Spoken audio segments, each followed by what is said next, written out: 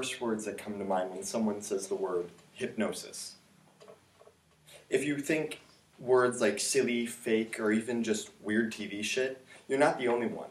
In a class I took earlier this year, I was assigned the topic of hypnotherapy, and I thought the exact same as you. But the word I associate it with now is simply relief. How did I come to my conclusion? Well, when I did my research, I conducted an interview with a hypnotherapist in Los Osos named Gila Zak, and she helped me understand what goes into hypnotherapy. But first, we must learn what hypnosis is, not the stereotype that's given in popular media.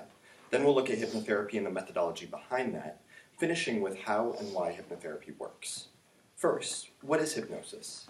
Hypnosis is defined in the Encyclopedia of Psychology by Dr. Alan Kasdan in 2000 as a therapeutic technique in which clinicians make suggestions to individuals who have undergone a procedure designed to relax them and focus their minds. In layman's terms, Gila Zak, my hypnotherapist interviewee from an interview in January, described hypnotizing a subject as a deeply relaxing experience, and that her view of trance, the state you're in when you're in hypnosis, is a complete lack of stress. The truth lies somewhere between the complex mumbo-jumbo that the APA states and Gila Zak's simplified sentence. But we know what it's not, and that's its depiction in popular media. In cartoons, hypnosis is portrayed as a wiggle of your fingers and maybe a lightning bolt, when in reality it's really nothing of the sort. And neither is it as it's depicted in shows like Monk, where Monk, the lead character, is accidentally hypnotized into a childlike state. Nothing is accidental about hypnosis and hypnotherapy.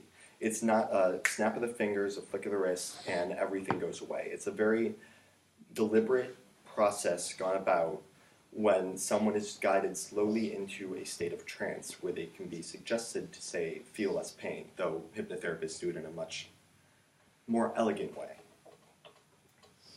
Trance is the state you're in when you're in hypnosis. And it's not really physiologically known what trance actually is. David Rowley, in his 1986 book, Hypnosis and Hypnotherapy, said that after researching a variety of physiological theories, not one can simply be pointed to as the root cause or as the root driver of hypnosis. We do know what it feels like, though. And William Westler, in an article in Hypnosis Q&A, also in 1986, stated that it felt a lot like zoning out, that it was where the muscles relax, your eyes kind of go unfocused, your breathing slows, where it's just a statement of pure relaxation. And in this state, you are suggestible, which is a phrase to say that you'll take suggestions from your hypnotherapist and take them more into yourself and exhibit those suggestions. So how does this pure relaxation in trance help? Well, that's where we come to hypnotherapy. Hypnotherapy has been used by modern hypnotherapists in a variety of ways. It's been used to treat pain relief, depression, anxiety, other mental disorders, PTSD, addiction, and other mental afflictions that aren't as easily treated with medicine or with standard therapy. In a European study done in 2013 in the British Journal of Anesthesia, it was found that 20% of the European population feels chronic pain. That's 20% of people waking up every morning with a backache or a terrible chronic headache or something that just won't go away no matter what they use to try to relieve it.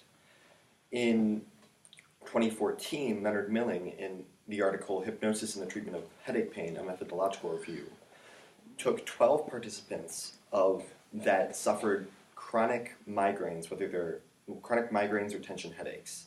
6 were given hypnotherapy to ease this pain, and all 12 underwent standard pain pill treatment.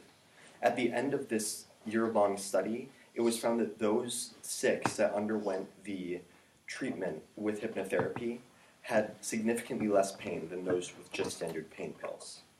Another study done to exemplify how good hypnotherapy is at treating patients was a study done on PTSD.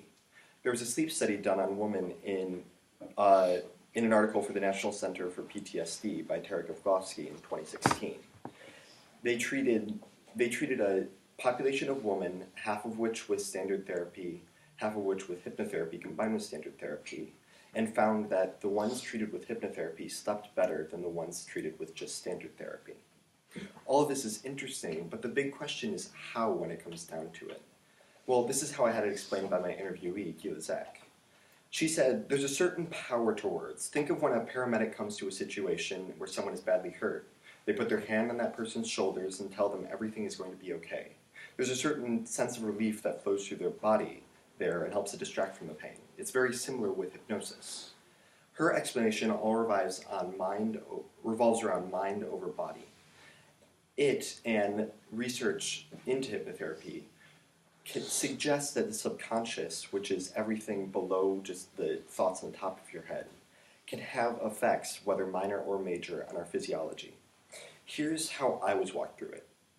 Think about the shoes on your feet for a second, or your wristwatch. Were you really feeling the pressure of the cloth around your feet, the shirt on your back, the watch on your wrists until I brought your attention to it? Not really. It's the same thing with hypnotherapists. They'll walk a patient through after being put into trance and say, think about this pain as a shirt you put on every day. It's there, but you can just kind of ignore that sensation. And a lot of the time with steady treatment, this has been shown to help. So hypnosis is strange, no doubt about it. But in conclusion, we can see that it can help a variety of people. Dispelling the mysticism is a good first step towards accepting it as a viable treatment. Now, am I asking you to go under yourself? Not at all. But by defining actual hypnosis, clarifying the use of hypnotherapy, and discussing just why it works, we can see there's a lot more to the mind than meets the eye. So the next time you've tried everything for that chronic headache, or just find a troubling pain that has no source, think about hypnotherapy, because it just might be your hero. Thank you.